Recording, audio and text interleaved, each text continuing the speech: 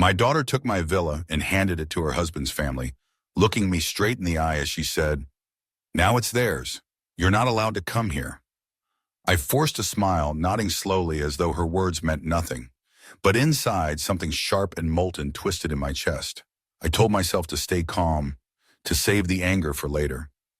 If they thought I would walk away quietly, they didn't know me at all. When the day came for them to move in, I was ready. The surprise I had prepared would etch itself into their memories forever.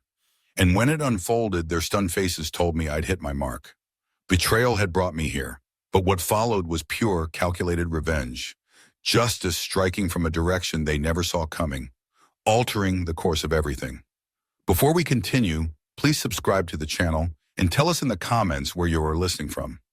I slammed the car door and hefted my weekend bag over my shoulder, already savoring the thought of the quiet hours ahead, a few blissful days by the lake, far from the chaos of city life. 3 days of solitude in my villa, just what I needed after another exhausting week of managing my San Diego properties. The 2-hour drive from the city had been worth every mile.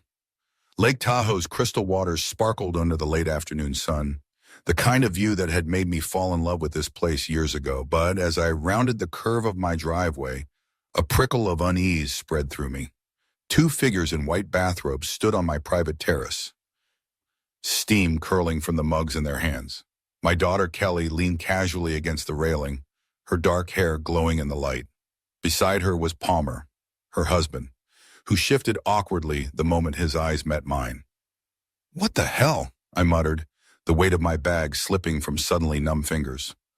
Kelly straightened, and in that instant, her expression hardened into something cold, unrecognizable. Not even in her most rebellious teenage years had she looked at me like this, with pure dismissal. "Dad, you can't stay here," she called down, her voice sharp enough to cut the still air. "Palmer and I are having a romantic weekend." I stared at her, certain I'd misheard. My villa. The deed was in my name, bought with decades of sweat and sacrifice.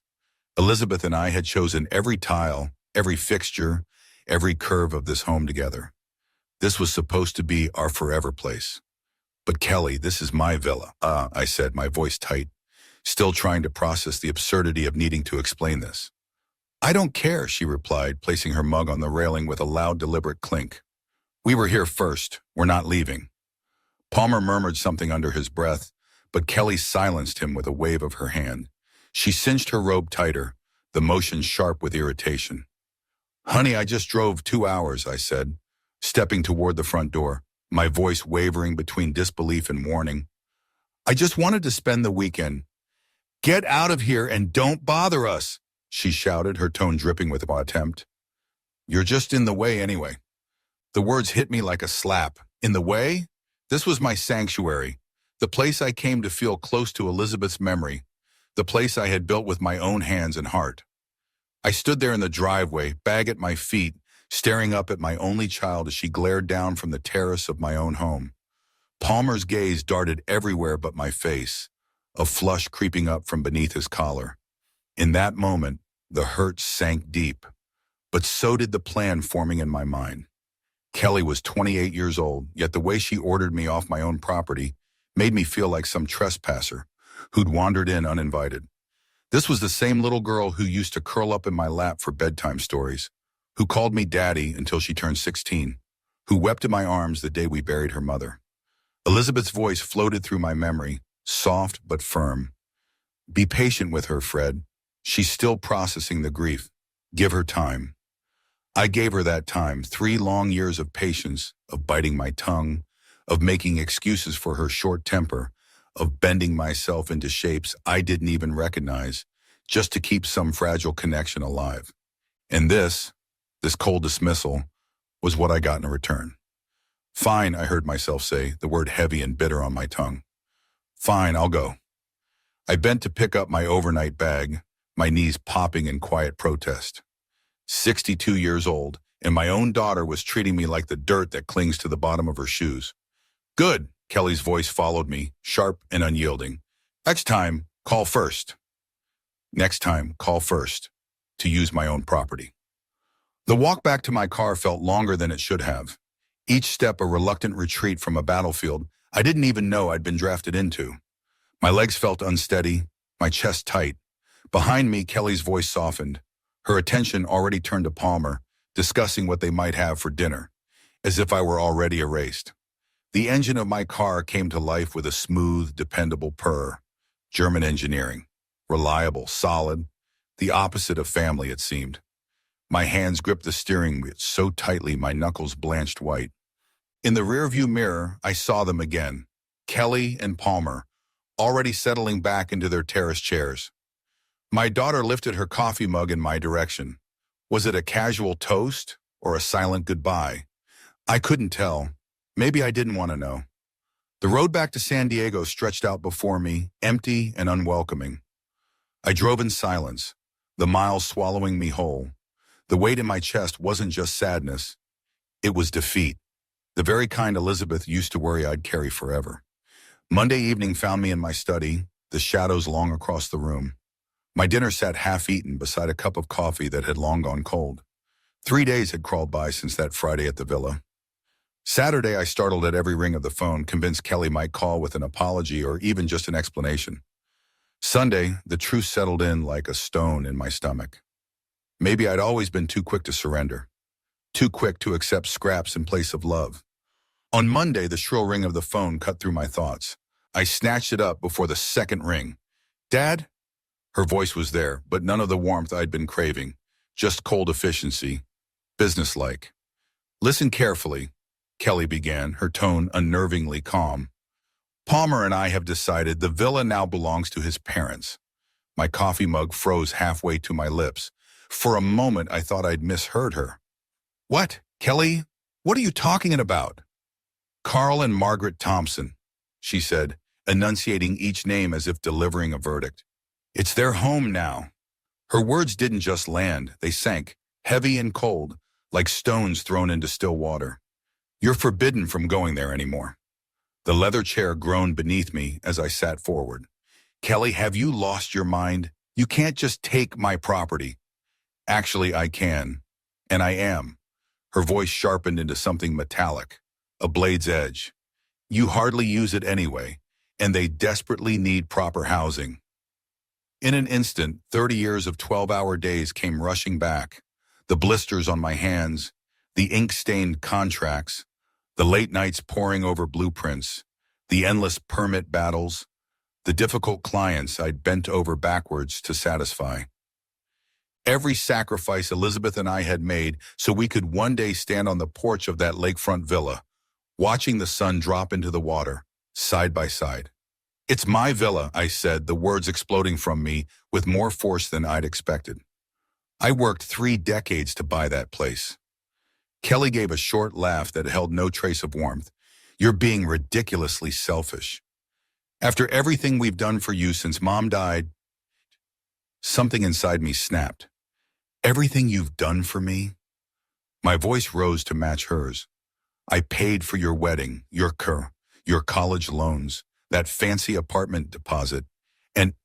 "That's what fathers do," she cut in, her tone icy. "Besides, you're old and alone now. What do you possibly need with such a big villa?" Old and alone. The phrase struck with the force of a physical blow. But instead of breaking me, it hardened something deep in my chest. Elizabeth's gentle voice flickered in my memory, always preaching patience and kindness. But Elizabeth had never heard her daughter speak with such cold calculation. "Those are Palmer's parents, Kelly, complete strangers to me." "They're family now," she countered sharply. "And unlike you, they'll actually appreciate what they're getting." My grip on the phone tightened until my knuckles whitened. "No." Silence. I could almost hear her surprise crackle through the line. "What did you just say?" "I said no, Kelly. The answer is no." "You can't say no to me. That villa is wasted on you anyway." Her composure began to crack, and something raw slipped through, a mix of frustration and entitlement. "Palmer's parents have been struggling financially, and you're just hoarding property you barely visit." The irony burned. Since Elizabeth's death, I'd been visiting the villa more than ever, clinging to the quiet there, the memories of the place where we'd been happiest. And Kelly knew this perfectly well. They can find their own housing solutions, I said, surprised at the steadiness in my own voice. I can't believe how selfish you've become, she spat, her voice climbing toward hysteria. Mom would be ashamed of you. That crossed every line.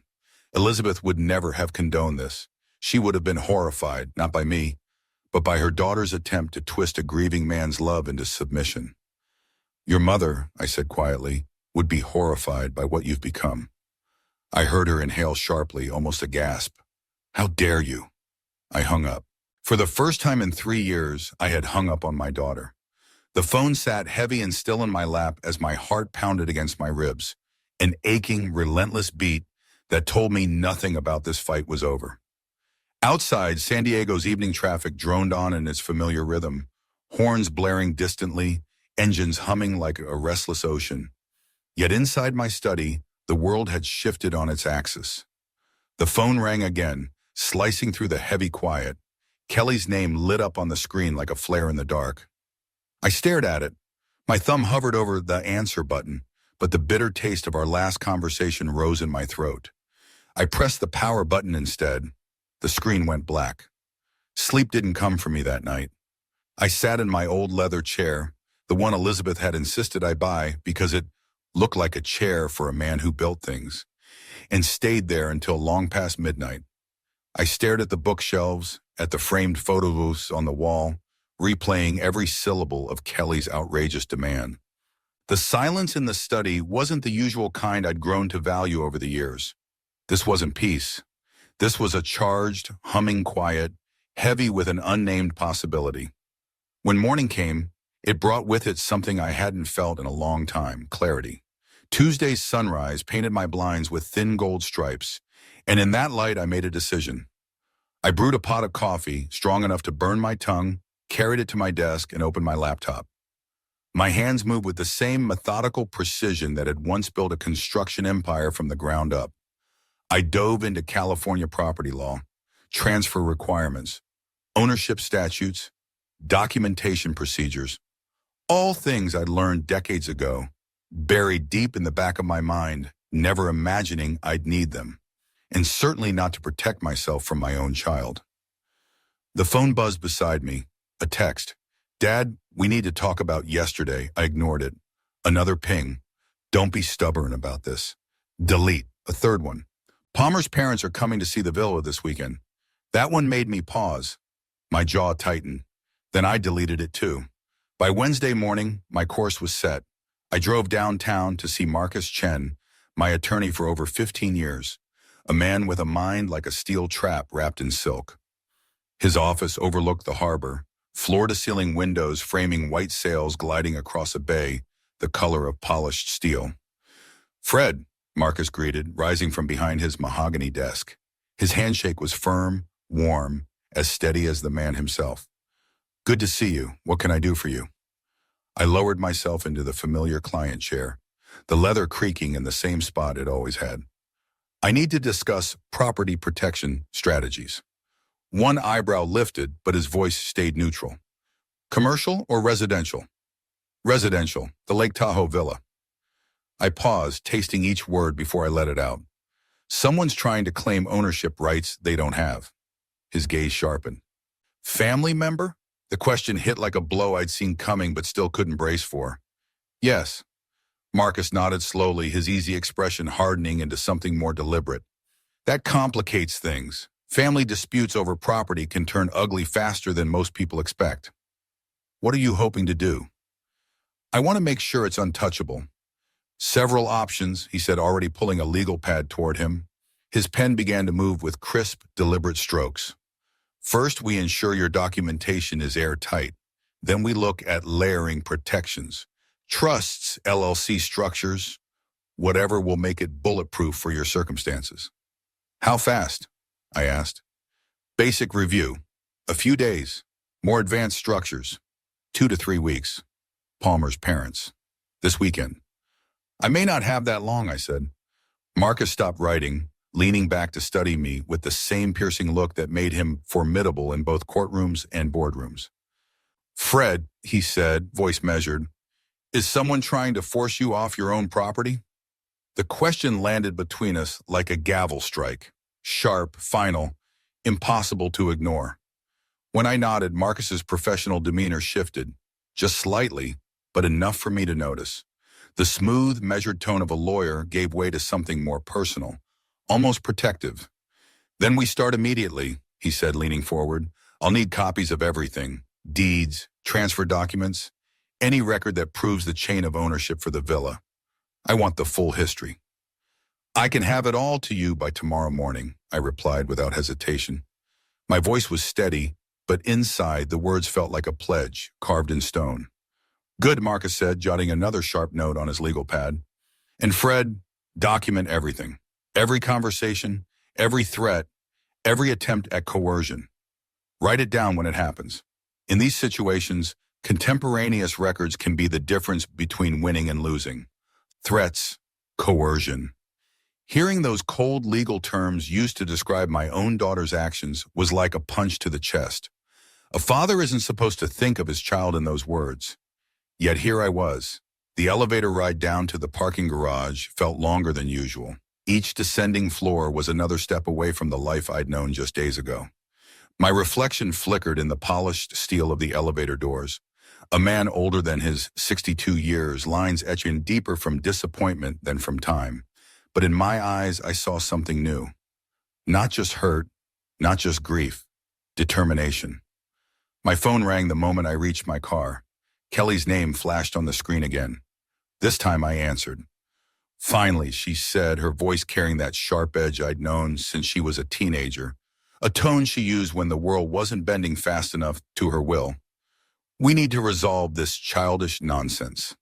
"The only nonsense," I said evenly, "is your belief that you can steal my property." "Steal?" Her voice rose, incredulous. "How dare you use that word with me?" "What would you call taking someone's home without permission?" I asked, my words deliberate, my tone calm but unyielding. There was a pause, longer than usual. When she spoke again, her voice was softer, but not warmer, carefully measured, calculating. "Dad, Palmer's parents are struggling. Margaret lost her job last month. Carl's pension barely covers their rent." I knew that tactic. I'd seen it 100 times when she was younger. Appeal to sympathy when demands failed. "That's unfortunate," I said, "but it doesn't give them rights to my villa. You could be generous, show some family spirit." I let the silence hang before I answered. "Like the family spirit you showed me Friday at the villa?" Another pause, then almost defensively, We were surprised to see you there." "At my own property?" I asked. "You should have called first," she snapped, clinging to her twisted logic like it was solid ground. I shook my head, though she couldn't see it. "Kelly, I'm not giving anyone my villa. That's final." "Fine," she said, her voice snapping like a whip. "But Palmer's parents are still coming to look at it this Saturday. They've already made travel arrangements." The line went dead before I could respond. I stood there beside my car, phone still pressed to my ear, listening to the emptiness. Above me, the San Diego sky stretched wide and impossibly blue, the same sky that had been there while I worked my way through decades of long days and longer nights to build everything I owned. Saturday was 4 days away.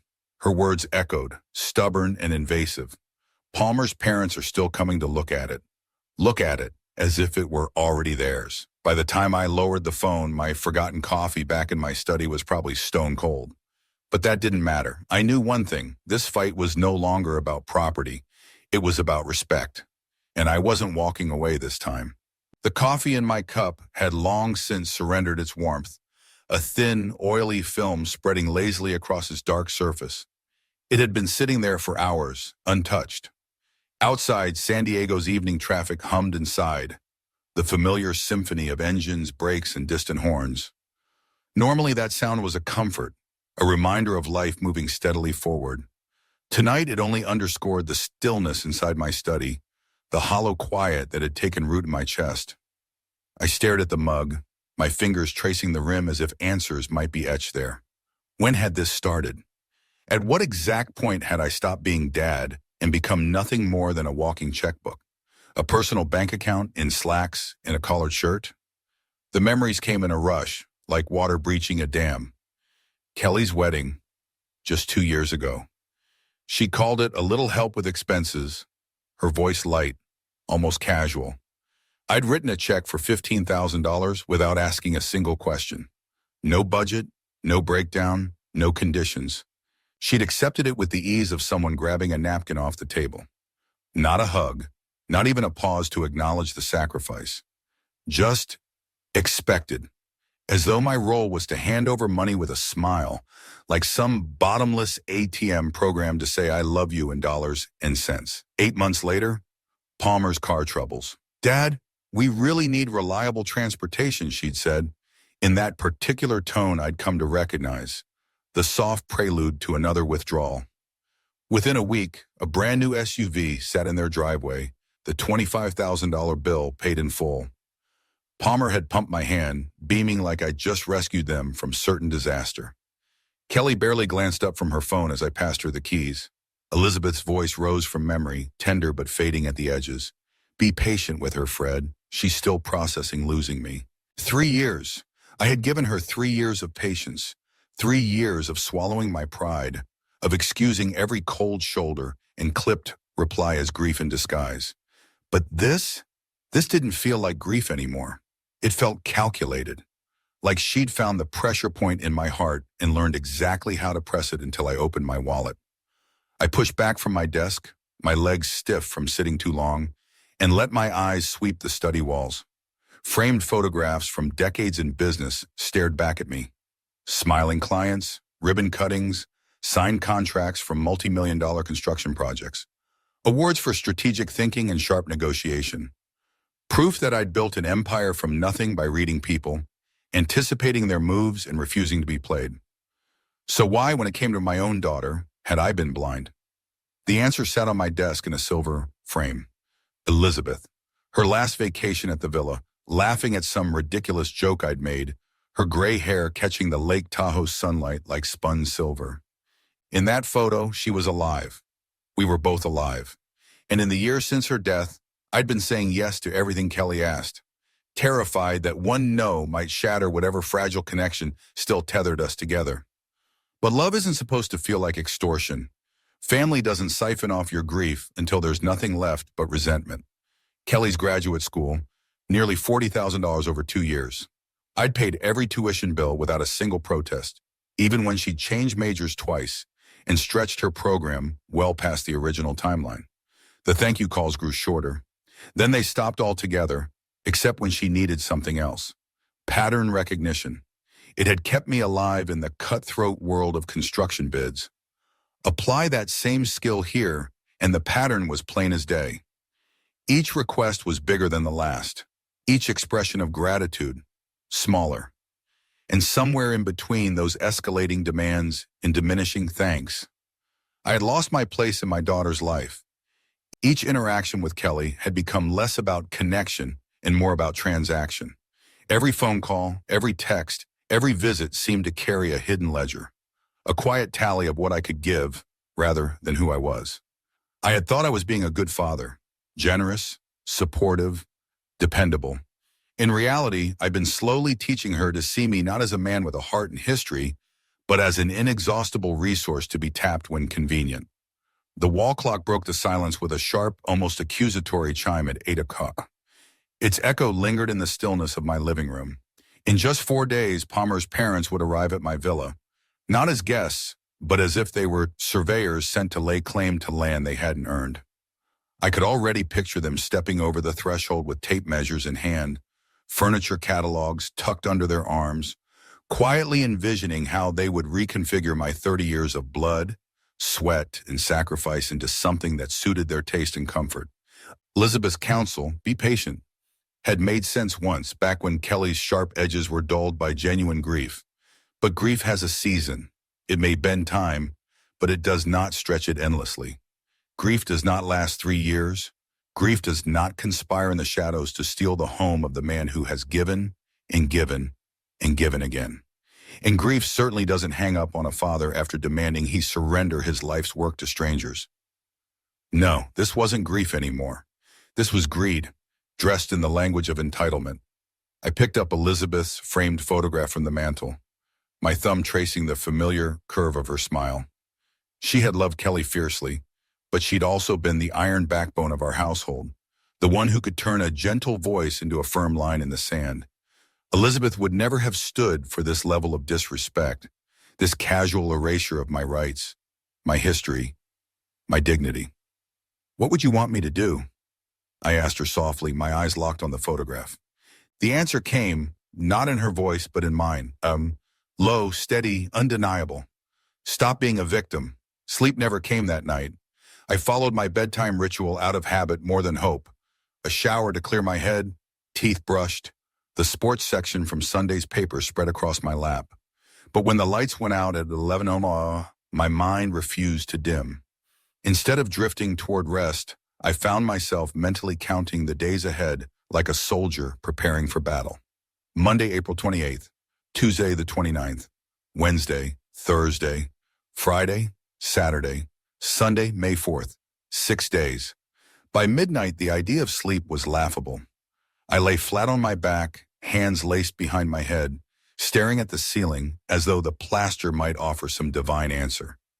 Instead, my mind began to do what it had been trained for over decades in construction. Dissect the problem, break it into parts, identify the critical path, evaluate the resources, calculate the timeline. And then, like the satisfying click of a well-fitted joint, I saw Kelly's mistake. She had given me a deadline. In 30 years of managing projects, I had learned one iron law. The person who reveals their timeline first loses the negotiation. Her Sunday, May 4th wasn't arbitrary. It meant she was working backward from something fixed. A moving date, a lease expiration, some constraint she couldn't shift. The glowing red digits of my bedside clock read 12:47 a.m. when the first framework of my plan began to take shape. My pulse slowed, my mind steadied. This wasn't about emotion anymore. This was about strategy, and strategy was my native language. Every difficult client I had ever faced, every impossible deadline, every subcontractor who thought they could squeeze me for more money, they had all been teachers. They had all shown me the same truth. Leverage is everything. Rule 1, never negotiate from desperation. Kelly had been banking on me being desperate to preserve our relationship. For 3 years, she had been right. But desperate men don't hang up on their daughters. Desperate men don't hire attorneys. Rule 2, information is power. Kelly thought she had me mapped out entirely. The widower too soft-hearted to refuse. The father so starved for connection that he would sign away anything for one more seat at the table. She didn't yet realize the most dangerous man in the room is the one who has finally stopped pleading to be understood. She had no inkling about my late-night call with Marcus Chen. Not the faintest idea that the paperwork wheels were already in motion, quietly turning beneath the surface. Rule number 3, timing dictates the outcome of any battle. 6 days might have seemed like an impossibly tight deadline from her perspective, a frantic scramble that left little room for fallback plans. From where I stood, though, 6 days was not a constraint. It was an opportunity. More than enough time to design something not just effective, but elegant. My mind flicked back to 1998, to the Harbor District debacle. Frank Morrison, the self-appointed king of the waterfront, had tried to squeeze me out of a major development project. He came at me with every weapon in his arsenal. Intimidation, whispered threats of lawsuits, deliberate rumors meant to poison my reputation. Sound familiar? I'd let him believe he was succeeding, let him puff out his chest while I quietly moved behind the scenes, locking in contracts with 3 of his most critical subcontractors. When his schedule collapsed like a rotted pier, I was standing there with ready-made solutions, offered at premium rates, of course. He'd thought he was cornering me. In truth, I'd been building the walls of his trap the entire time. The situation with Kelly was almost identical. She thought she was applying pressure. In reality, she was giving me the one thing I needed most: time. Time to sharpen my strategy, time to ensure that when the hammer fell, it wouldn't just stop her plan, it would shatter her confidence in pulling a stunt like this ever again. My phone buzzed, breaking the stillness of the room. A text. Kelly, naturally. Dad, Palmer's parents found a moving company for Sunday. Please don't make this harder than it needs to be. The gall was impressive in a perverse sort of way. She'd already arranged movers for a house she didn't own. My house. It was a rookie play in business, but the principle was sound. Act as if the deal is already done, even when you're bluffing. I'd seen this before. Back in 2003, Tony Castellanos swaggered into my office with a full set of architectural plans for modifications to a property that was still legally mine. He'd assumed confidence was a substitute for a deed. By the end of that month, Tony learned a costly lesson in the difference between boldness and ownership rights. Kelly was about to receive the same education. I deleted her message without replying and set the phone face down. The gears in my mind shifted into that familiar, relentless rhythm. The same process I'd used to turn a small contracting business into a multi-million-dollar operation. Assess resources. Establish a timeline. Define the desired outcome. Weigh the acceptable risks. Resources, healthy financial reserves, a rock-solid legal team, 30 years of cultivated business relationships, and one overlooked asset Kelly didn't even know existed: my neighbor Derek. A man with razor-sharp technical skills and a debt he still owed me from the winter before when I'd helped him stop a flooding disaster in his basement. Timeline, 6 days, execution on Sunday. Desired outcome, not merely halting Kelly's attempted theft, but flipping the power dynamic completely. I wanted her to feel the sharp edge of consequence, to understand that treating me like a passive victim was the most expensive mistake she could make. The clock read 1:23 a.m. when I finally leaned back, a slow smile breaking in the dark. Elizabeth's voice floated into memory. She used to say I was too nice 95% of the time, but that the other 5%, well, that part of me was absolutely terrifying. Kelly had never met that 5%. She was about to get a master class. By 2 a.m., the scaffolding of my plan stood firm. Tomorrow, I'd speak with Derek about the technical components. By Wednesday, Marcus and I would seal the final details. And by Sunday, Kelly would learn exactly who she was dealing with. Thursday and Friday, I told myself, would be for preparation and positioning. Saturday night, I'd make the familiar drive up to Lake Tahoe one last time, slipping into the role of the accommodating father Kelly believed I was, wearing that easy smile I'd worn for years like a uniform. But Sunday morning, that would be the day a very different Fred Martinez walked into that villa. A Fred she'd never met before. By Tuesday morning, the fog in my head had lifted. There's a certain sharpness, a clarity, that comes only when you finally commit to action. I woke at 7, feeling more alive than I had in months, like a man with a mission instead of a man just enduring his days. The shower steamed around me, and I let the hot water beat against my shoulders, rinsing away months of frustration.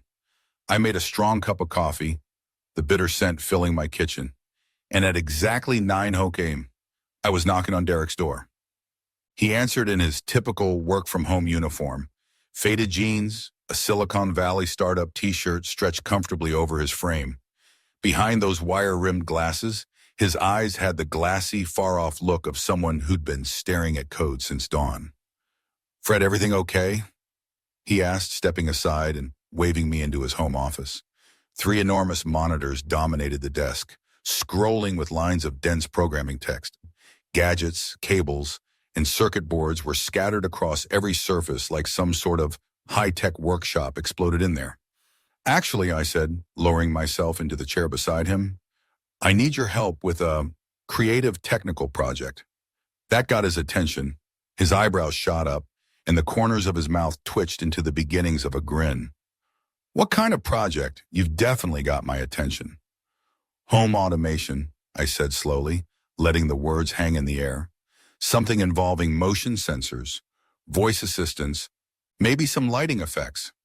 I paused to read his reaction. A surprise for some, unexpected guests.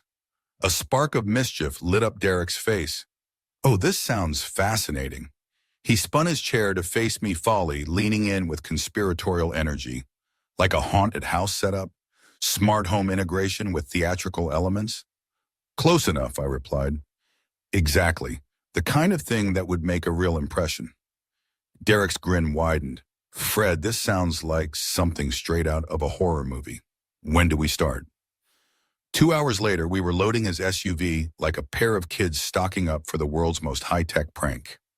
Motion detectors, programmable LED light strips, wireless speakers, hidden cameras, water flow controllers, and a tablet bristling with home automation software. Honestly, it looked like we were equipping a small research facility rather than a lake house. The drive to Lake Tahoe passed in a blur as Derek, practically vibrating with excitement, rattled off possibilities. We can program cascading responses. Motion triggers lights. Lights trigger voice responses. Voice responses trigger water systems. The whole house becomes an interactive experience. How sophisticated can we make it? I asked, keeping my voice calm though my pulse quickened with the thought. Sky's the limit. Motion sensors in every room. Voice assistant programmed with custom messages. Lighting that adapts to movement patterns. He glanced at me with a gleam in his eye. We could even add facial recognition if you want to target specific guests. Interesting, I murmured. Let's start with the basics and see how much time we've got. When we finally pulled into the villa's driveway just past noon, Derek let out a low whistle, taking in the sweeping view of the lake and the sun glinting off the water. Beautiful place, Fred, he said, hauling a box of equipment out of the SUV. Your mysterious guests are in for one hell of a welcome. The installation process quickly revealed the full scope of Derek's genius. The moment we stepped inside, his eyes swept the villa like a general surveying a battlefield. Within minutes, he drafted a mental blueprint of sensor placements, pinpointed the perfect camera angles, and was already programming the master tablet that would control our creation. Motion detector right here in the entryway, he said, mounting a sleek device no bigger than a smoke alarm. His tone was calm, but his eyes glinted with the thrill of invention. The second someone crosses the threshold, the living room lights will erupt into a strobing pattern while the voice assistant announces. He paused for dramatic effect. You are not the owners of this house. Leave immediately. I raised an eyebrow. And if they don't? Derek's grin widened into something almost mischievous. Phase 2. Any movement in the living room will trigger every faucet and shower in the house to turn on full blast. At the same time, the voice messages will escalate, more urgent, more impossible to ignore. We worked side by side through the afternoon, the villa becoming our workshop and stage. Derek moved with the efficiency of a man born to solve puzzles, running cables behind baseboards, testing sensor sensitivity, and fine-tuning response sequences until they were seamless. I lent my hands where I could, though much of the time I simply stood in awe, watching this quiet, tech-savvy neighbor of mine bring a fortress to life. The beauty of it, Derek said as he adjusted a hidden camera behind an antique bookshelf, is that it's all perfectly legal.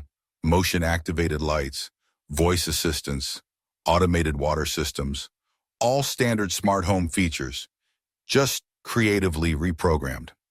By 3:00 p.m., every room was armed with at least 2 motion sensors, each tied to lighting effects Derek proudly described as deeply unsettling.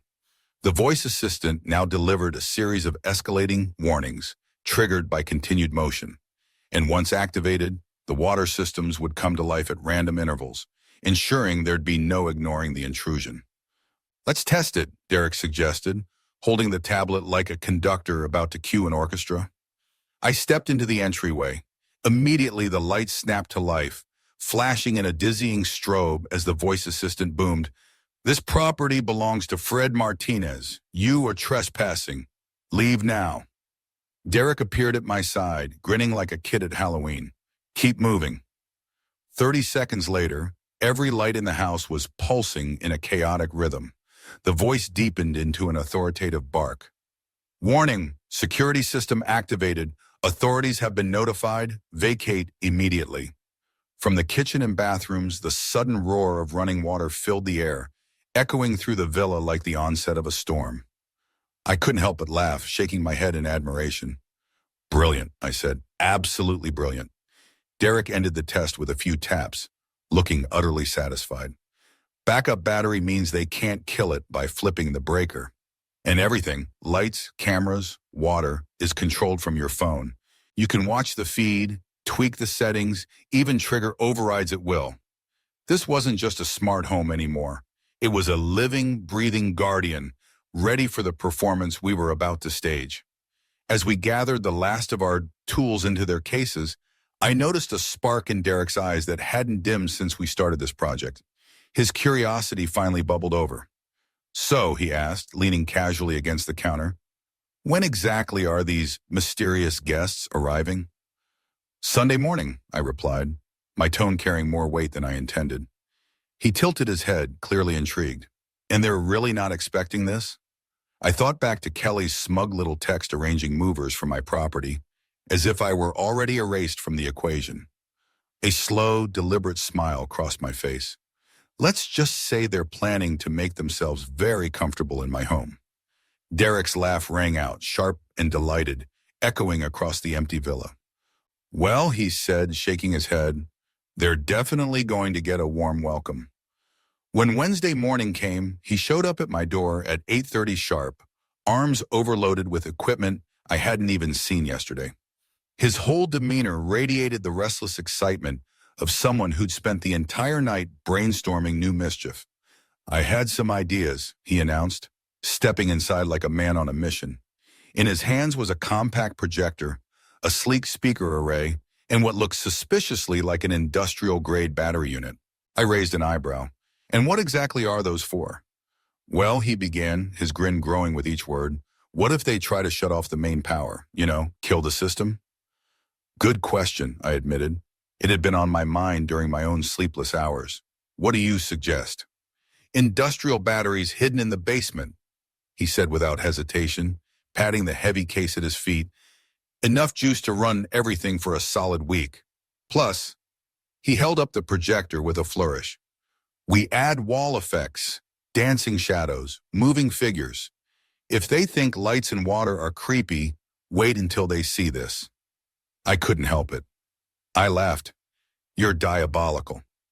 On the drive to Lake Tahoe, Derek outlined his enhancements with the giddy precision of an inventor unveiling a masterpiece.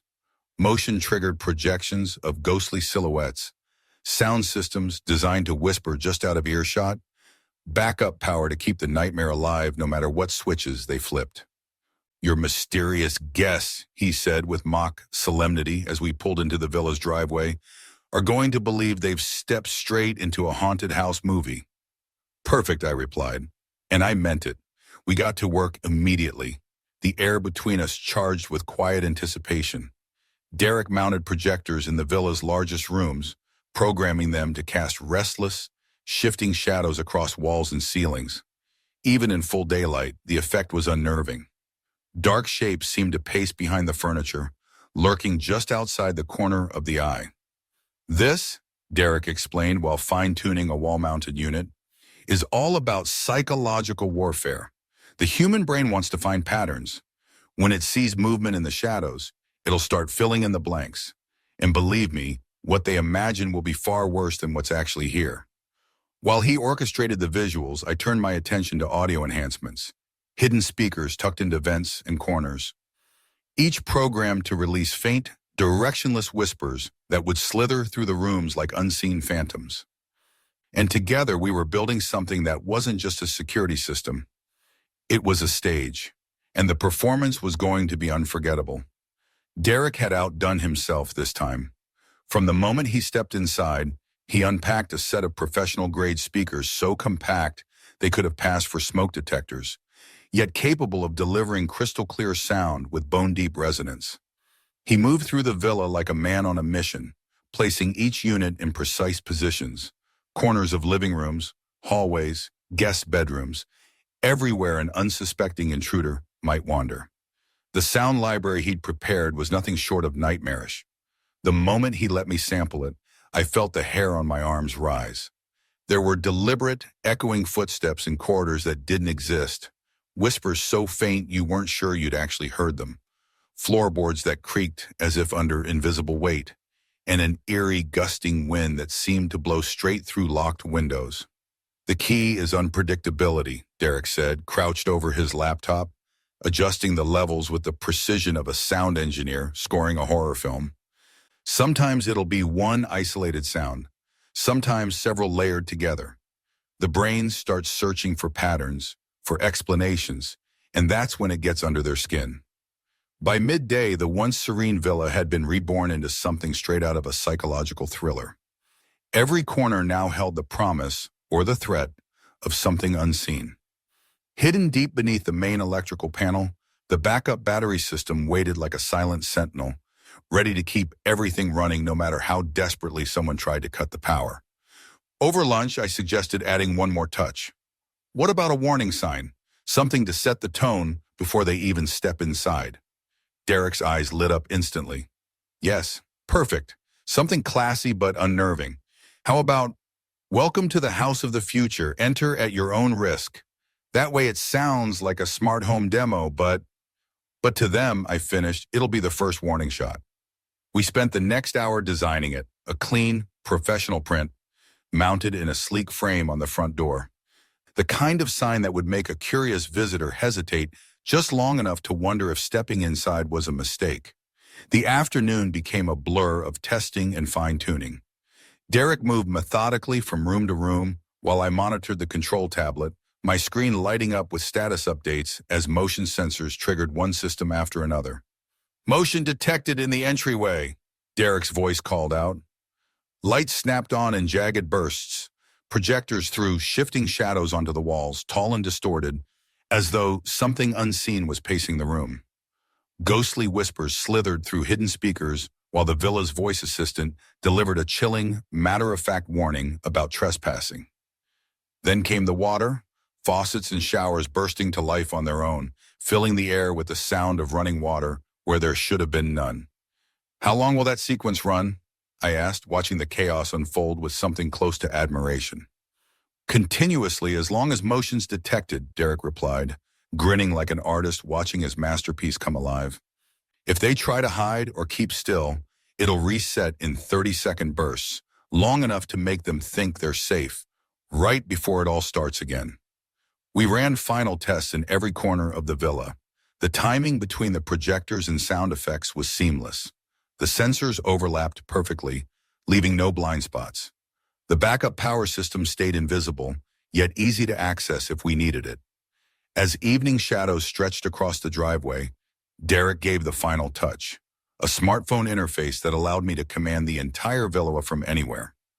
Live camera feeds, system health updates, manual overrides.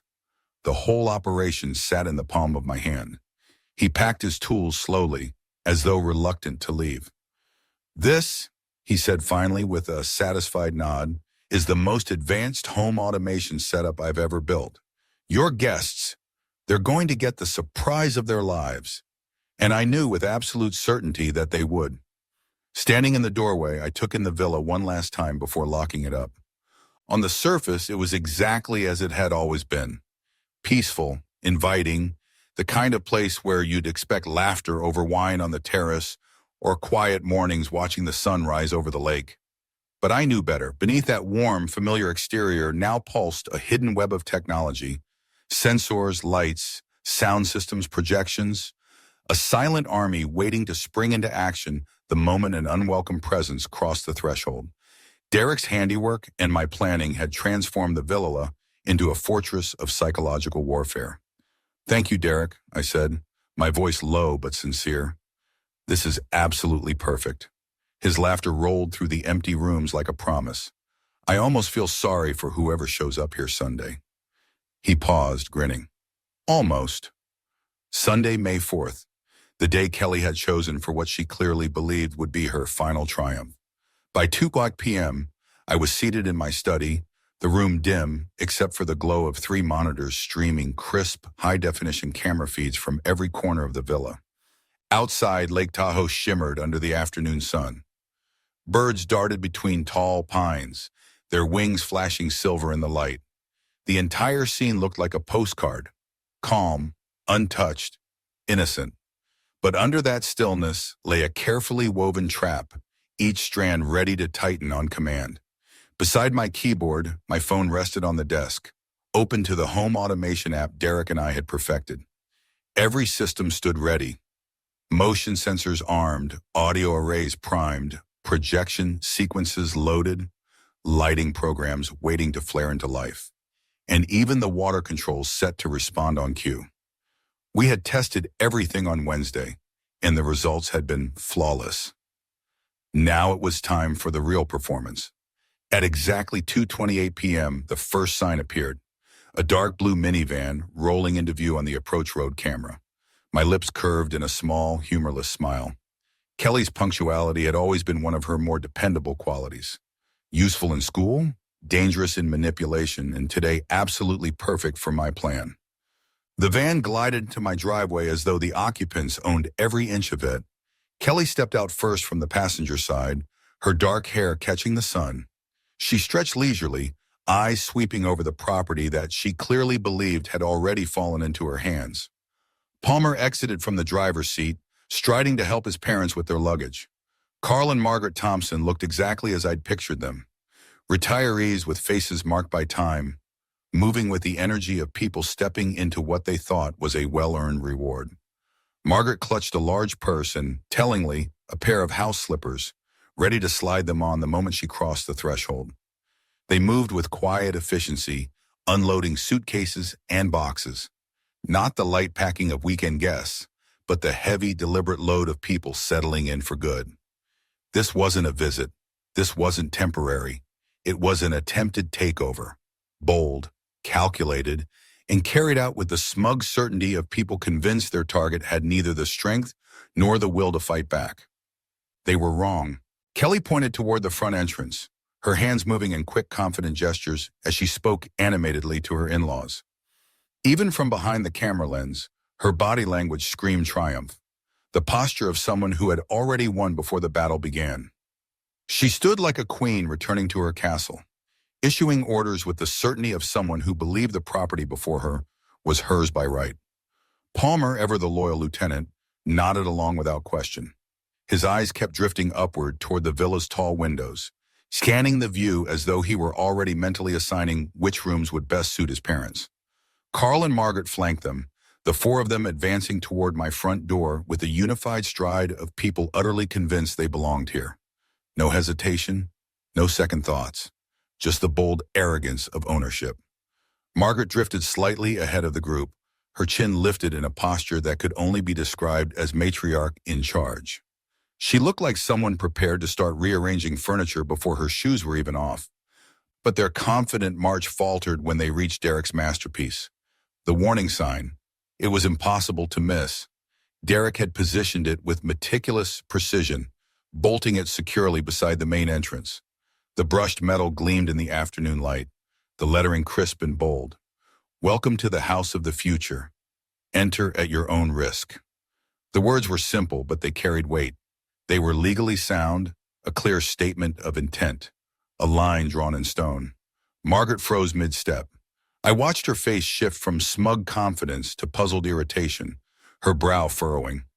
Through the high-grade audio pickup Derek had hidden near the doorframe, her voice rang out, sharp and incredulous. What is this nonsense? Who put this ridiculous thing up? Carl moved to her side, squinting at the sign as though reading it twice might make it disappear. Probably some prankster kid. Just ignore it, Maggie. Kelly's laugh was quick, cutting, and dripping with condescension. Oh, that's just Dad being weird. He probably thought it was funny or something. Don't worry about it. Palmer gave a casual shrug, his hand already reaching for the doorknob. The old man's always been a little eccentric. Right, let's just get inside. But Margaret wasn't about to be dismissed. Her face flushed with irritation, her jaw set with stubborn determination. In one swift, almost startlingly strong motion, she seized the metal mounting bracket and yanked the sign clean off the wall. The bolts Derek had painstakingly anchored into the stone tore loose with a screech, the placard clattering unceremoniously to the ground. There, she announced with finality, punctuating her statement with a sharp kick that sent the fallen sign skidding across the entryway tiles. I won't have some silly warning ruining our first day in our new home. Kelly clapped once, delighted. Perfect. Margaret nodded in satisfaction. Exactly. This is your house now. On my monitors, I watched in cold silence as they stepped over the mangled sign, a deliberate act of dismissal toward my property, my warning, and my right to draw boundaries in my own home. I had given them fair notice. They had not only ignored it, they destroyed it. Palmer pulled a key from his pocket, sliding it into the lock with practiced ease. My stomach tightened. That key was mine. The spare I had entrusted to Kelly years ago, now copied without my consent. The tumblers clicked, the door eased open, and without a flicker of hesitation, my daughter led Palmer's parents over the threshold like a conquering general presenting newly claimed territory to her allies. "Make yourselves completely at home," Kelly declared, with a sweep of her arm, her voice carrying confidently through the grand entryway. It wasn't an invitation so much as a proclamation, the kind conquerors make after seizing new territory. "This place is yours now."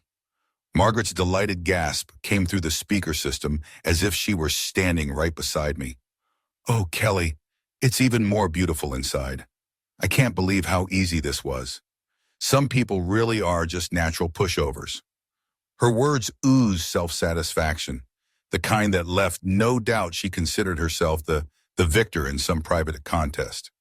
The motion sensors quietly acknowledged their presence, tiny red indicators pulsing across my monitoring interface like a heartbeat quickening at the scent of prey. 4 targets inside the villa, systems fully armed, responsive, and waiting. Every circuit, every piece of code Derek and I had installed was standing by for the moment I decided to begin their education in respect for what belongs to others.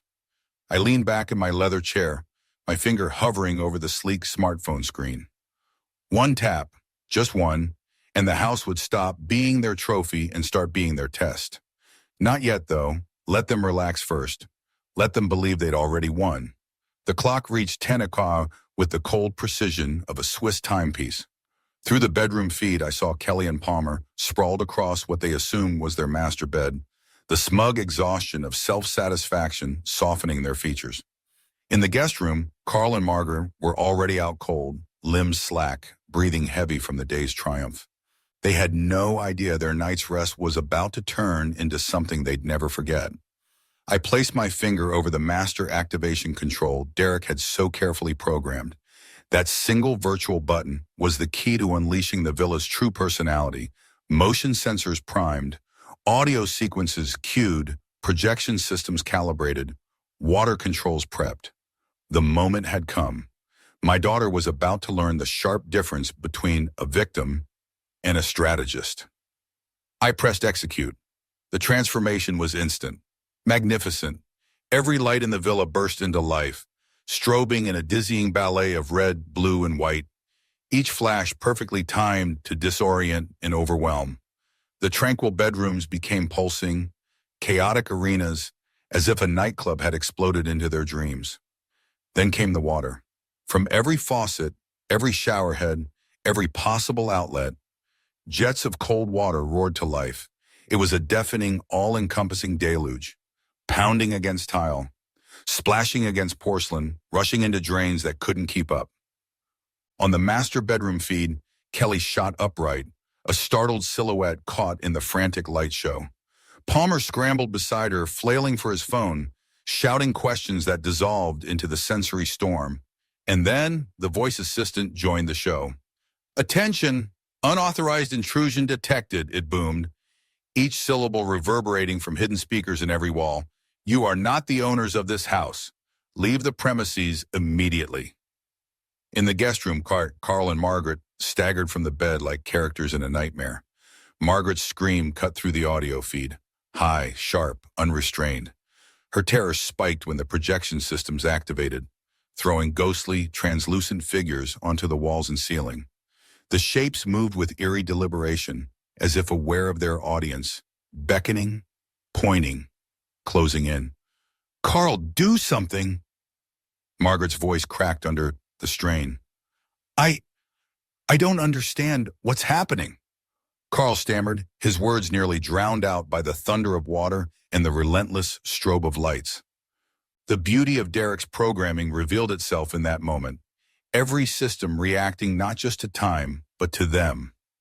Motion sensors tracked their frantic dashes between rooms, triggering fresh bursts of warnings, intensifying the projections, layering new elements of chaos. The villa wasn't simply responding. It was hunting. The longer they ran, the more the villa seemed to turn against them, like a living, breathing predator that had caught the scent of its prey. Every hallway camera feed showed them from angles they didn't know existed, every lens catching their frantic movements in crisp, merciless clarity. Kelly appeared first in the main corridor view.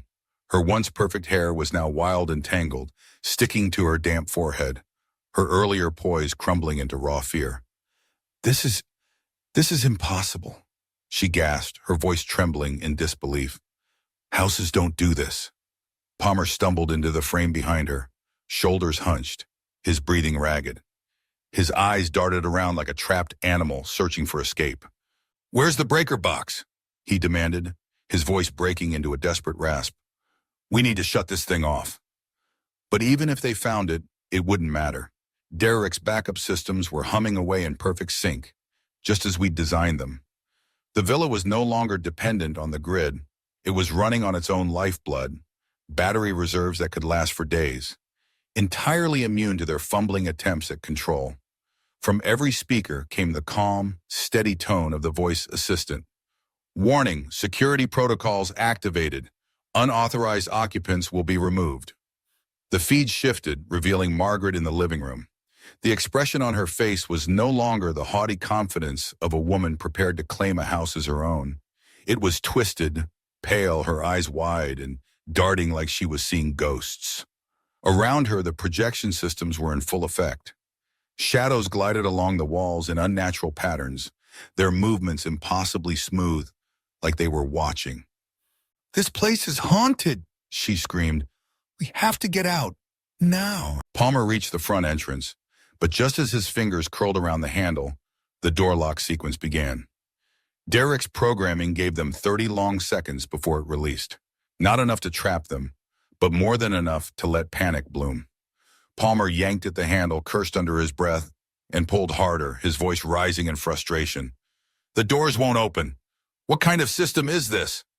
On my monitors, I watched them, the same 4 people who had marched up my driveway with the arrogance of conquerors, now reduced to breathless, bewildered intruders who couldn't comprehend what they were facing. Kelly, who had once laughed at my eccentric warnings, stumbled through strobing flashes while invisible speakers whispered unintelligible words that seemed to come from all directions. Palmer, who thought a simple key could hand him my life's work, was now completely powerless before something as simple as a smart lock. The projections surged to their program climax. Every wall flickered with tall, moving silhouettes that turned their heads toward the intruders, their eyes following them with eerie patience. Footsteps echoed overhead where no one walked.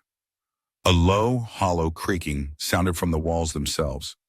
Cold gusts of air swept through sealed windows, raising goosebumps on every arm. Carl sank heavily into a chair, his face colorless in the pulsing lights. We need to get out of here. Right now. I'm trying, Palmer barked back, wrestling with the lock controls like they were alive in his hands. Exactly 6 hours after the first protocol triggered, the sequence reached its designed crescendo. Every system in the house roared into operation at once: light, water, sound, projections, and voice warnings, blending into a single crushing wave of sensory overload. It wasn't simply chaos. It was designed chaos, engineered to strip away every last shred of composure. In the center of the living room, Kelly turned in helpless circles, her hands raised against shadows that weren't real, as water gushed from hidden outlets and danced across the floor. She had been the queen of this takeover hours ago. Now she was nothing more than a lost, frightened child in a technological nightmare she could neither fight nor escape. As the first pale ribbons of dawn slid through the windows, the locks disengaged with a sharp metallic click. Palmer didn't hesitate. He yanked the door open, and the 4 of them spilled into the morning air, blinking against the light, staggering like survivors from a wreck. They didn't look back. From my desk, I watched them retreat to their minivan, all arrogance gone, replaced with the hollow slump of psychological defeat. My phone began to ring, the caller ID glowing with a single name: Kelly. The phone rang at exactly 7:30, its shrill tone slicing through the stillness of my study like a blade. Kelly's name glowed on the display, and I couldn't help but let a faint, knowing smile touch my lips before I answered. My voice, smooth and measured, carried just the right hint of concern. Kelly, good morning, sweetheart. How was your night at the villa? What came next shattered the fragile calm of the morning like a hammer through glass. What did you do, you sick, twisted old man? Her voice was jagged with hysteria, laced with the exhaustion of someone who hadn't seen sleep in far too long. I let my expression soften into mild confusion, even though she couldn't see it. Kelly, what on earth are you talking about? What happened up there? Don't you dare play innocent with me, she spat, each syllable trembling with fury. The house went insane. Lights were flashing nonstop. Water gushed from every faucet. Voices screamed at us to get out. Margaret and Carl are traumatized. They can barely form a sentence. Inside, I almost smiled. Derek's handiwork had exceeded even my highest expectations. Out loud, my tone was pure sympathy. That sounds absolutely terrifying, I murmured, letting a touch of genuine curiosity slip into my words. Did you call anyone for help? We called the police, she said, her voice cracking under the weight of the memory. They came at 6 this morning, searched every inch, and found nothing wrong. Said it was probably some kind of technical malfunction. Perfect. The beauty of smart home technology. Utterly legal, entirely deniable. Well, that's a relief, I said in my most reasonable voice. At least you know there wasn't any real danger. Real danger? She shrieked so loudly I had to hold the phone away. We didn't sleep for 8 hours. Carl collapsed twice. Margaret won't stop crying. I clucked my tongue in mock sympathy. I'm so sorry you went through such a frightening experience. These modern electronic systems can be unpredictable. Stop mocking us! There it was, that delicious edge of desperation in her voice, almost musical in its rawness. This wasn't random, she hissed. We both know it. You orchestrated this entire nightmare. Me? I let out a low, amused chuckle. Kelly, I was here in San Diego all night. How could I possibly control the villa's systems from 200 miles away? You're some kind of tech genius now, is that it? Not exactly. Derek was the true architect of this masterpiece, but I saw no reason to grant her that insight. Sweetheart, you know me. I can barely work my television remote, I said lightly. Her breathing quickened, uneven and ragged, the sound of a mind turning over the impossibility of proving what she knew in her gut. The police said everything was functioning perfectly when they arrived, I reminded her gently. A silence hung between us, thick and charged. There you go. Must have been a power surge or something, Kelly muttered, her voice trembling with disbelief. A power surge? I let the words hang in the air as though tasting them. That lasted 8 hours, and somehow created voices and moving shadows? I added softly, allowing just enough incredulity to seep into my tone to make the absurdity apparent. Kelly, I continued gently, as though speaking to a fragile patient in the middle of a breakdown, are you absolutely sure you didn't imagine some of these things? Stress can do terrible things to the mind. It can cause hallucinations. Hallucinations? The word that exploded from her throat with the force of a gunshot. Yes, I said calmly, as though explaining a clinical fact. They're not uncommon under prolonged emotional strain. Her breathing came faster, rougher. 4 people had the same hallucinations at the same time? I smiled faintly to myself. Group hysteria, I explained in a measured tone, a well-documented psychological phenomenon. A strangled sob escaped her, raw and jagged. It carried me back 3 years, 3 long years when I had been the one making desperate phone calls. 3 years of pleading for understanding, only to be met with icy dismissal and patronizing words. Now the roles were reversed. The symmetry was exquisite, delicious even.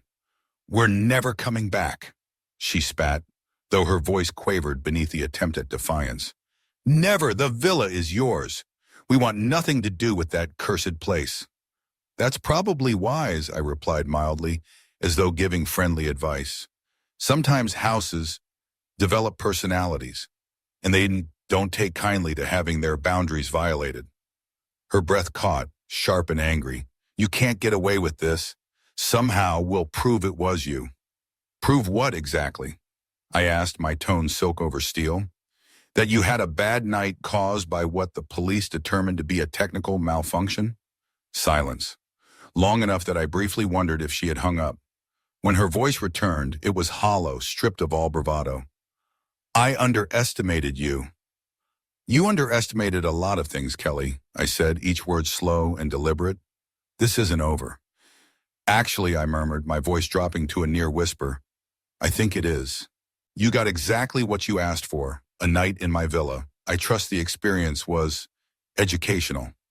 The line went dead. I leaned back in my leather chair, the smooth creak of it filling the quiet room. I set the phone down on my desk beside the softly glowing monitors that displayed the villa's empty, immaculate rooms. The faint hum of the security system was a lullaby to my victory. 8 years of construction work had taught me a fundamental truth. The most elegant solutions were often the simplest. Kelly had attempted to strip me of my property through psychological manipulation and emotional sabotage. I had merely returned the favor, using superior technology, precision planning, and a level of patience she could never hope to match. The phone began to ring again, her name flashing defiantly on the screen. I didn't hesitate. I turned it off. Tuesday morning arrived crisp and clear, carrying with it the satisfaction of a perfectly executed plan. At 10 o'clock sharp, Palmer's rental truck pulled into the villa's driveway. Through the camera feed, I watched him step out, tools in hand, confidence radiating from his posture. He was a man who believed he was about to solve a problem. I smiled slowly because I knew, within the hour, that confidence would be gone. From my study in San Diego, I watched the live feed on my monitors as Palmer's rental truck rumbled up the villa's driveway right on schedule. The man himself climbed out, clutching a neatly organized toolkit, his face wearing the quiet confidence of someone who believed he could fix anything. He moved toward the front door with the deliberate precision of a professional, clearly thinking that swapping out a few locks would end this haunted villa problem once and for all. The locksmith he'd hired trailed behind him, but there was already a faint crease of doubt between his brows, the kind that appears when a craftsman senses he's about to step into a job far beyond his usual scope. Within half an hour, my camera feed showed them both standing there, scratching their heads in synchronized bafflement. "These aren't regular locks, sir," the locksmith said, his voice carrying clearly through my audio pickup. "They're integrated smart home systems, biometric scanners, wireless connections, backup power supplies. This isn't just hardware. This is infrastructure." Palmer's jaw tightened as he inspected the sophisticated system, the subtle pride of my past work, shimmering in the polished metal in seamless design. "Can't you just replace them anyway?" he pressed. The locksmith shook his head firmly, "Not without reprogramming the entire security network. That's way beyond my scope." He began packing up with the brisk, almost relieved efficiency of a man eager to escape a job that could turn into a professional nightmare. "You'd need a tech specialist who knows home automation inside and out, someone who's already worked on this system," he added. Ironically, there was only one such specialist within 200 miles, Derek Collins, and I had paid him handsomely to make this fortress impenetrable. I made a mental note to thank him again. When the locksmith's van had pulled away, Palmer remained standing alone in the entryway, the weight of defeat pulling at his shoulders. I watched him, through the lens, deliver one frustrated kick to the doorframe before trudging back to his truck for the long, humiliating drive to San Diego. The rest of my Tuesday unfolded with the quiet pleasure of a chess player watching their opponent's final moves. I knew Kelly would get Palmer's failure report around 4. By nightfall, desperation would force them into my territory. 30 years in construction had taught me how to read the moment when people finally realized they'd been completely outmaneuvered. At exactly 8 o'clock, the sound of car doors slamming shattered the calm. From my front window, I saw Kelly and Palmer marching toward my door, their posture sharp with frustration and aggression, the body language of people who had run out of options. Kelly's knock wasn't a polite tap. It rattled the doorframe like a threat. "Open up, we need to talk." I opened the door slowly, my voice as steady as a quiet tide. "Good evening. How was your day?" Kelly's face was flushed, her eyes bright with anger. Palmer's fists were clenched so tightly his knuckles blanched. Cut the innocent act, Kelly snapped, pushing past me into the entryway. Palmer couldn't change the locks because you've turned that villa into some kind of high-tech fortress. Her words rang in the air, the perfect acknowledgement of just how well my plan had worked. Smart home security is becoming quite the trend these days, I remarked, my tone deliberately casual, as though we were discussing the weather.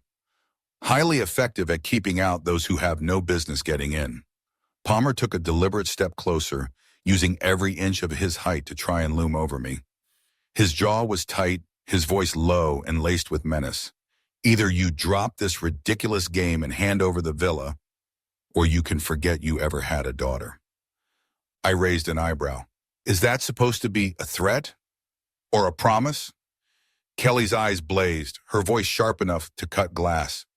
We'll find a way to prove your guilt in court. We'll sue you for harassment, for emotional distress, I cut her off. Based on what evidence? A police report that found no illegal activity? That's not much to stand on. Her face flushed with rage. You know what you did, she spat, her voice cracking under the weight of her fury. You orchestrated that whole nightmare, and somehow you'll pay for it. We'll prove it. I leaned against the doorframe, perfectly at ease, as though their venom barely reached me. Prove that you suffered what the police determined was nothing more than a technical malfunction? By all means, good luck with that. Palmer shifted tactics, softening his tone just enough to sound almost reasonable.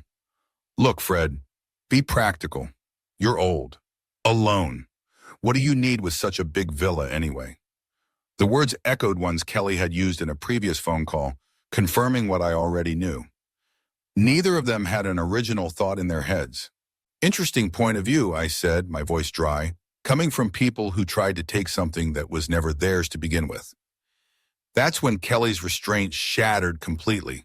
Her voice rose, trembling with unfiltered rage. Fine. You want to play hardball? You'll never see any grandchildren. When I have kids, they'll grow up never even knowing you existed. You'll die alone and forgotten, just like Mom. The mention of Elizabeth's name might have once cut me to the core. 3 years ago, it would have left me scrambling to make peace, apologizing for sins I hadn't committed. But now it only confirmed the truth I'd already come to accept about my daughter's character. I met her glare without flinching. Much like you forgot to ask permission before deciding my villa was yours to give away. Her voice turned into a shriek. This isn't over. We'll destroy you. We'll ruin your reputation. Turn everyone you know against you. By the time we're done, you'll wish you'd just given us the villa. Palmer's chin jutted forward. She's right. We've got friends, connections. We can make your life a living hell. I studied them both the way I used to assess problem clients during my years managing construction projects. Calm, detached, weighing risks against reality. Kelly, the daughter I had raised, invested in, sacrificed for, now openly vowing to tear my life apart because I wouldn't hand over my life's work. Palmer, the man I once welcomed into the family, now puffing himself up with threats because he couldn't strong-arm his way into what was mine. Are you finished? I asked evenly. Kelly stepped closer, her face twisted into something almost unrecognizable. We're just getting started. You have no idea what we're capable of. Actually, I said quietly, I know exactly what you're capable of. Because I'd already seen it all. Every dirty tactic, every underhanded trick, every poisonous word. They had emptied their arsenal, and I was still standing. More importantly, in their arrogance, they had just handed me the last piece of justification I'd been waiting for. The green light for the final solution I had been quietly shaping since yesterday's heated phone call. I let the pause linger, the weight of my silence pressing against them. Then, in a tone so calm it made the room feel colder, I said, well, I suppose we'll see who's more capable. Something in my voice, maybe the quiet certainty, maybe the lack of anger, made Palmer take an involuntary step back. Kelly's shoulders stiffened. For the briefest moment, I saw a flicker of doubt in her eyes, as though she'd suddenly realized her threats might have awakened something in me she hadn't anticipated. She broke eye contact first. We're leaving, she declared, her voice sharper than before, as if volume could make up for lost control. But this conversation isn't over. Actually, I said, following their retreat toward the door, I think it is. I closed the door behind them with deliberate slowness, letting the satisfying final click echo through the quiet house. The tension that had filled the air moments ago dissipated, replaced by a stillness that felt almost cleansing. I turned toward my study, my steps unhurried. On my desk, Elizabeth's photograph waited, her eyes frozen in that warm, knowing gaze that used to steady me in moments like this. I sat down, picked up the frame, and whispered softly, tomorrow. Tomorrow, the wheels I had set in motion would start turning. Tomorrow, Marcus Chen would be the first call. Then a few other professional contacts. Kelly thought she understood warfare, how to apply pressure, when to threaten, how to manipulate sentiment. She was about to learn that she'd been playing checkers while I'd been quietly arranging a chessboard. Wednesday morning arrived with the cool, crisp air of inevitability. At exactly 10 a.m., I sat in the sunlit conference room of Bradley Walsh's office, the polished mahogany table reflecting the carefully arranged stack of documents before me. Bradley, my notary for over 15 years, had followed my Tuesday night instructions to the letter. Every page was in place, every signature awaiting only the right moment. The door opened, and my opponents filed in. Kelly came first, her chin high, eyes locked on mine with the aggressive confidence of someone convinced they held the winning cards.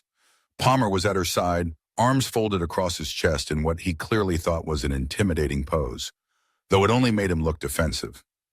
Behind them, Carl and Margaret Thompson, Palmer's parents, took seats along the wall. Their faces betrayed a cocktail of hope, greed, and the faint residue of unease from Sunday's technological mishap, which they still refused to acknowledge as anything but an accident. Kelly slid into the chair directly across from me, folding her hands like a poker player, ready to place her final bet. All right, Dad, we're here to resolve this villa situation once and for all. I nodded mildly, ignoring her attempt to frame the meeting as hers to control. I appreciate everyone coming, I said evenly. Bradley has some important information to share. Kelly's eyes narrowed. Cut the formalities. We want the villa transferred to Palmer's parents immediately. No more games, no more delays. I leaned back in my chair. Chilly, I said, my tone as casual as if we were discussing the weather. I'm afraid that's impossible. Palmer leaned forward, his face tightening. Nothing's impossible if you just sign the papers. We've been patient long enough. You misunderstand, I replied, gesturing toward Bradley. Bradley adjusted his glasses and cleared his throat with the kind of professional precision that makes even bad news sound dignified. Mr. Martinez no longer owns the villa. The room froze. 10 full seconds of silence followed, broken only by the faint hum of the overhead lights. Kelly's complexion began to shift. First disbelief, then anger bleeding through the cracks in her composure. What exactly does that mean? She demanded. Bradley opened the top folder with calm finality. It means, he said, that Mr. Martinez transferred ownership of the Lake Tahoe property to the Second Chance Foundation for Homeless Assistance. The transfer was completed Monday morning and is entirely legal. The silence that followed wasn't just shock. It was the sound of an entire scheme collapsing in on itself. Kelly's voice shattered the air like a wine glass dropped on stone. That's impossible. You had no right. I held her gaze, my voice low but unshakable. I had every right to transfer property I owned. Everything is legally documented and irreversible. The words landed like hammer blows. Palmer's posture, once puffed with false confidence, slumped visibly. But we had an agreement. His voice faltered, searching for solid ground. I turned slightly toward him. Verbal fantasies aren't legally binding, Palmer. Kelly cut in, her tone sharp and accusing. You told us the villa was ours. Bradley, sitting beside me with the calm precision of a surgeon, didn't raise his voice once. Mr. Martinez can only transfer property he actually owns. And as of now, the villa is legally owned by the Second Chance Foundation. The name seemed to ricochet inside Kelly's skull. She shot up so fast her chair screeched across the hardwood floor. You can't do this to us. We need that villa. I leaned back slightly, letting her rage wash over me. You tried to steal it from me. This, I gestured toward the stack of signed legal documents, seemed like a more appropriate solution. Margaret Thompson's voice trembled from across the table. What does this mean for us? Where will we live? You'll have to make other arrangements, I replied evenly, just as you expected me to do when you tried to evict me from my own home. Kelly's hands were white-knuckled on the table's edge. This is just spite, pure revenge. No, I said, meeting her eyes. This is justice. And it's permanent. Palmer's complexion turned a shade paler, the financial impact finally registering.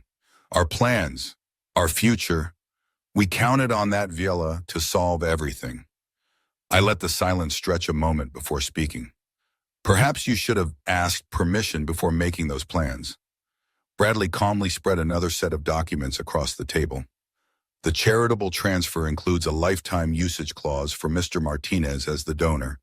He retains full access to the property until his death.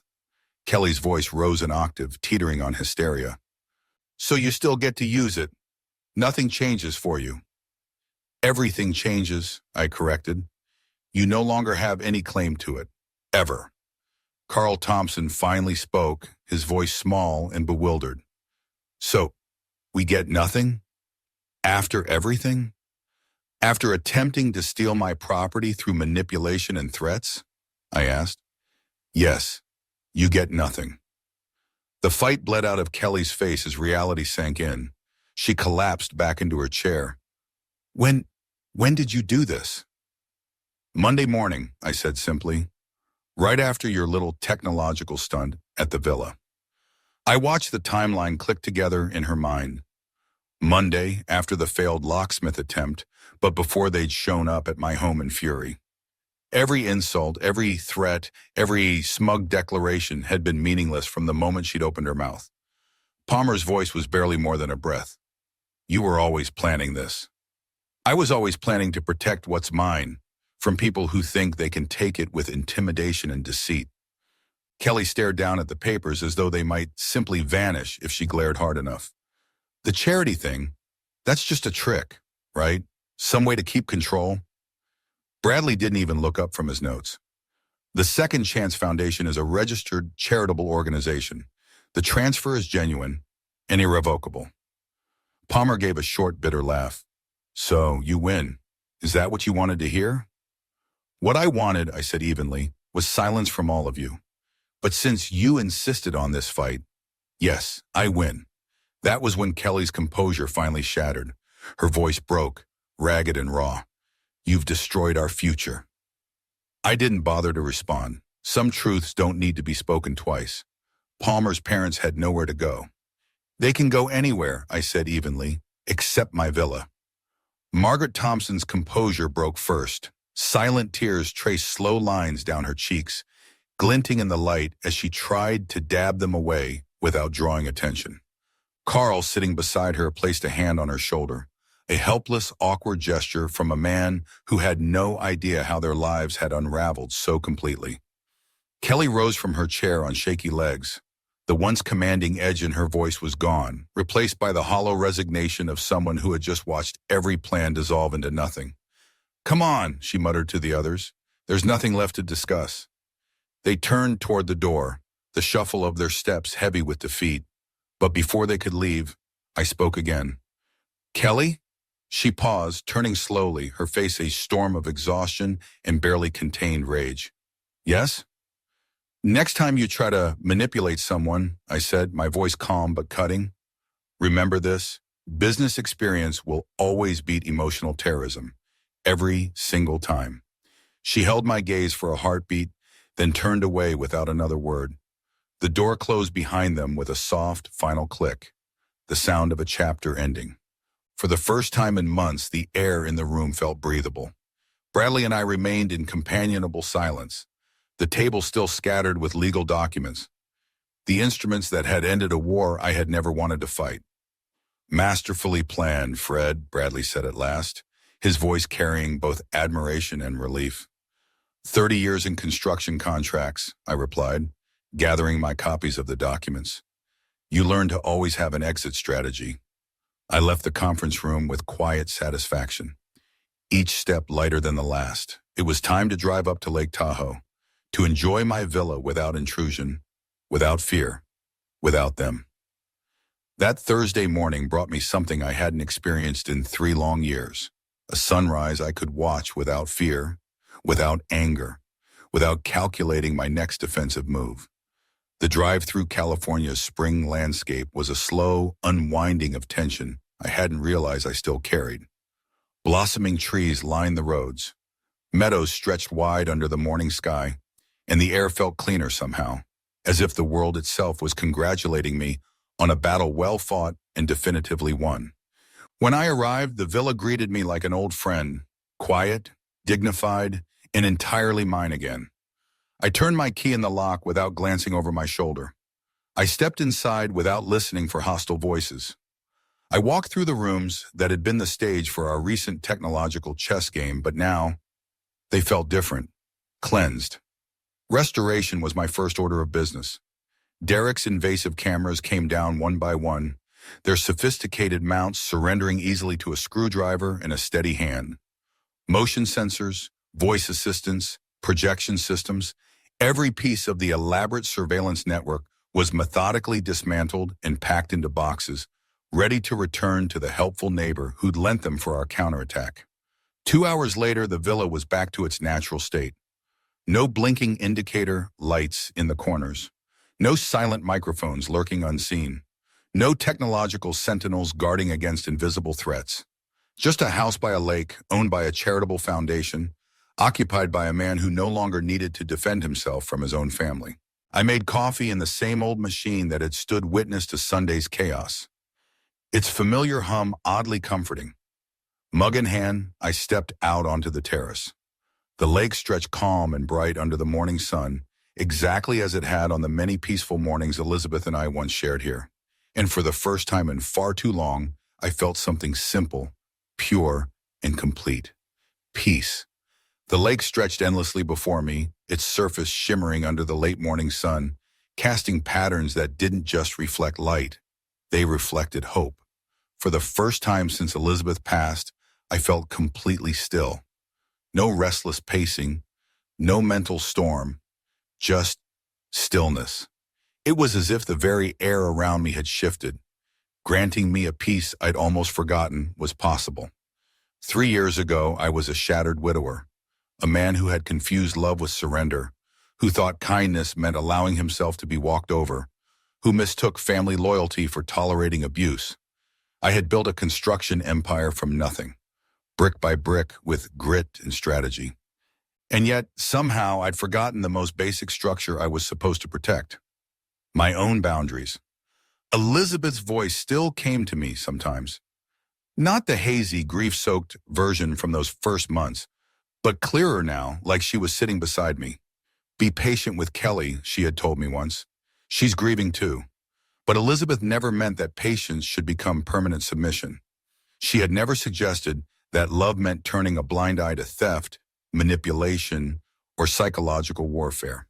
The woman I married, fierce, intelligent, and uncompromising, would never have wanted me to shrink into a doormat, not even for our own daughter. Kindness without self-respect isn't kindness, I said aloud to the empty terrace. It's weakness pretending to be virtue. The mountains encircling the lake seemed to nod in agreement. Even nature knew boundaries. Waters stayed within their shores. Mountains stood firm on their foundations, and seasons shifted according to their own rhythms, unbothered by human demands.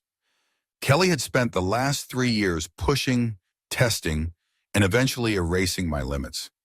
Every time I yielded, every check I signed, every demand I accepted, every time I chose short-term peace over long-term respect, I taught her the same dangerous lesson, that love equaled unlimited access, that family ties guaranteed a free pass to my life and everything in it. And I had been the one reinforcing that lie. Yes, the technological revenge had been clever and satisfying in its own way, but in truth, it wasn't the real victory. The real triumph was quieter, deeper, learning to say no, realizing that protecting myself wasn't cruelty, it was survival, it was health, it was love in its truest form. Some relationships simply cannot survive the introduction of real boundaries, And that's okay. My phone had been silent for 24 hours. No frantic calls from Kelly, no veiled threats from Palmer, no desperate loophole hunting to undo the charitable transfer. Just silence. The kind of silence that comes when someone finally understands the war is over. Because they've lost. But their loss wasn't the point. My recovery was. The grieving, guilt-ridden man who mistook exploitation for love was gone. In his place sat a man who had rediscovered his worth, who understood that genuine kindness is rooted in strength, not in self-erasure. Elizabeth might not have been proud of the revenge exactly, but she would have been proud of the man I'd become. Proud that I'd learned protecting myself was not a betrayal of her memory, but a way to honor it. Love for her, love for my own dignity, love for the possibility that maybe, somewhere in the future, I might find relationships built on mutual respect instead of control. The afternoon sun warmed my face as I drained the last sip of coffee and pondered the strange arithmetic of family. Kelly had calculated that emotional manipulation plus financial pressure equaled lifetime access to my resources. She had never considered that grief plus time plus careful strategy might add up to a father who had learned, finally, to protect himself. Lake Tahoe's serene waters mirrored a truth I was ready to embrace. Some battles don't end in reconciliation. They end when you realize that peace sometimes requires distance. That love, when it's real, often expresses itself not through surrender, but through firm, unshakable boundaries. For the first time in 3 long years, I felt like me again. If you enjoy stories like this, please like this video, subscribe to the channel, and share your thoughts in the comments. And when you're ready for the next chapter of resilience, justice, and renewal, just click the box on the left.